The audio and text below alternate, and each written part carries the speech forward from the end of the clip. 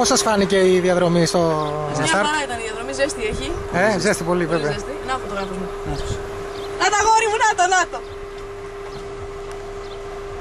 Ποτέ ζέστη. Μας αποθανάτησες. Σε διάφορες φάσεις και... Μαλακίες δεν θέλω τώρα, μου κάνετε χάλια. Πάμε για την Πολυτιλάσπη. Τι την Πολυτιλάσπη. Σε έβγαλα ρε.